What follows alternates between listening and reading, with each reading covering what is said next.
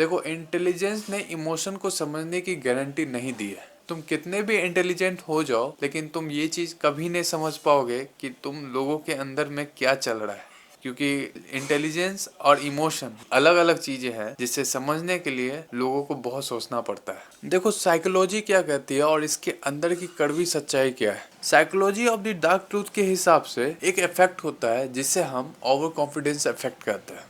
जो ज्यादा स्मार्ट लोग होते हैं वो ज्यादा सोचते हैं, और वो ये सोचते हैं कि मुझसे कोई गलती ही नहीं हो सकती है। वो अपनी चीज़ों को इतना सोचने लगते हैं कि अपनी सोची हुई समझी हुई चीज़ें उन्हें सच्ची लगने लगती है कि हाँ, इन जगह पे वो हमेशा सही हो सकते हैं, लेकिन ऐसा नहीं होता है। इसलिए वे सभी लोगों से दिए हुए एडवाइस को इग्नोर करते हैं और जो भी रिस्क होने वाले होते हैं उसे भी अंडर एस्टिमेट कर देते हैं, और अपने ही रीजनिंग पे वो खुद अंधविश्वास करने लगते हैं। देखिए, जितना ज़्यादा दिमाग होगा उतना ही ज़्यादा ईगो में रिस्क होगा। साइकोलॉजी की दूसरी चीज़ जो कि कंफर्मेशन बायस पर है। स्मार्ट लोग फैक्ट्स को ढूंढने में यकीन नहीं करते हैं। वो अपनी सोची हुई चीजों को इतना जस्टिफाई करने लगते हैं, अगर उन्हें किसी चीज पर भरोसा हो गया तो वो सिर्फ वही एविडेंस ढूंढेंगे जो उनकी बातों को सही करेगा। इसलिए इंटेलिजेंट लोग कभी कभी गलतियां कर देते हैं।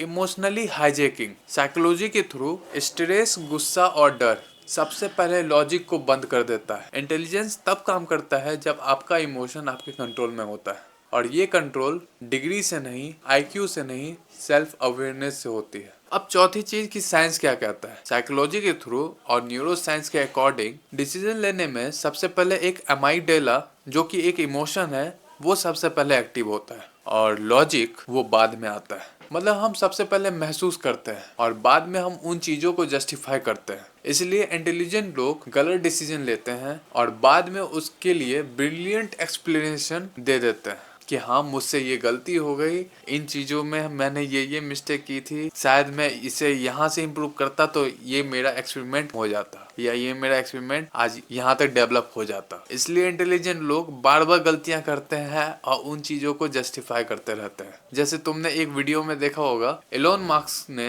अपने एक इवेंट पर एक कार लॉन्च करी थी। उन्होंने ये कहा था कि इस पर एक पत्थर मारो, इसका शीशा नहीं टूटेगा, लेकिन एक बंदे ने आकर वहां पे सच में हथौड़ा या पत्थर मारा, उस कार का शीशा पूरा चकनाचूर हो गया, और उसी के साथ एलोन मस्क का भी सपना उस टाइम चकनाचूर हो गया। और उन्होंने एक एक्सप्लेनेशन दिया कि हाँ, मुझसे ये गलती हुई है, अब जो नेक्स्ट प्रोजेक्ट होगा वो भले समय लेगा, लेकिन दोबारा एक अच्छी प्रोजेक्ट के द्वारा वो कार जरूर बनेगा। वो उन्होंने बनाया भी, वो दोबारा लॉन्च भी हुआ। अब पांचवी चीज जो कि प्रेजेंट वर्ल्ड में स्कैम हुई थी।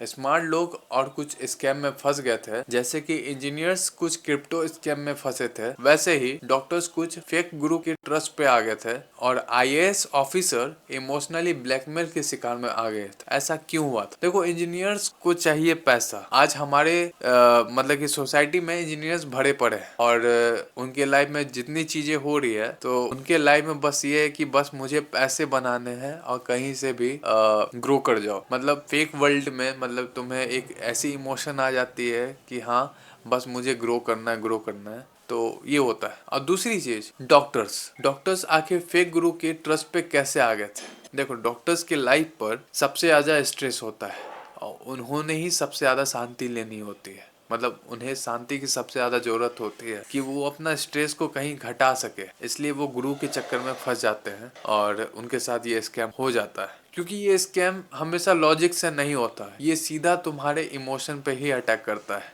अब मैं बात करने जा रहा हूँ रिलेशनशिप की, कि इंटेलिजेंट लोगों की जो रिलेशनशिप है या लव लाइफ है वो कैसे चलती है।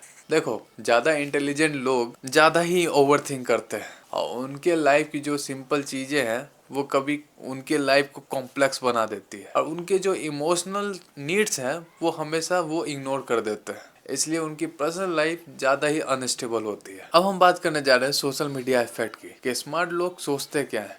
वो ये सोचते हैं कि मुझे कौन मैनिपुलेट करेगा, मुझे तो कोई मैनिपुलेट कर ही नहीं सकता। लेकिन पर एल्गोरिदम के चक्कर में आकर उनका ईगो फिट में आ जाता है, और फियर और वैल्यूएशन से उन्हें कंट्रोल करने लगता है, और रिजल्ट के थ्रू वो हाईली इंटेलिजेंट लोग मिस इन्फॉर्मेशन को फैलाने लगते हैं। एक एग्जाम्पल के थ्रू मैं आपको बताने जा रहा हूँ। जैसे कि वो धूम है, जिसने क्रिस का गाना सुनेगा, ये चीजें वायरल की थी। उस लड़के को मरा हुआ घोषित कर दिया था किसी नाली में, किसी दूसरे लड़के को दिखाकर कि वो वहाँ पे मरा पड़ा है, लेकिन वो एग्जैक्ट वहाँ पे जिंदा है। वो इस इंफॉर्मेशन को कुछ है ज्ञानी लोग जो कि फैला रहे थे, जो कि ये गलत है। ये होता है सोशल मीडिया इफेक्ट। आज छठी सबसे बड़ी बात कि सबसे बड़ी फाइनल रियलिटी क्या है, आखिर सच क्या है कि इंटेलिजेंस आपको पावरफुल तो बना सकती है, आपको हम्बल नहीं बना सकती। इंटेलिजेंस आपको फास्ट थिंकर बना सकती है, लेकिन आपको एक सेफ डिसीजन लेने के लिए प्रेरित नहीं कर सकती है।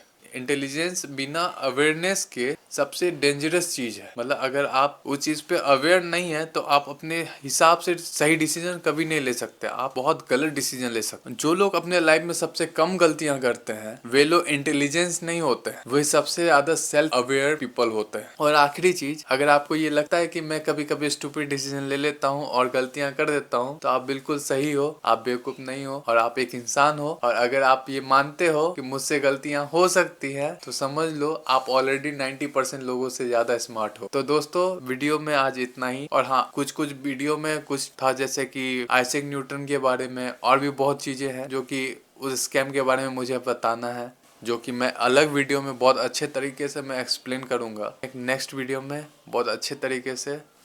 तब तक के लिए अपना ख्याल रखना।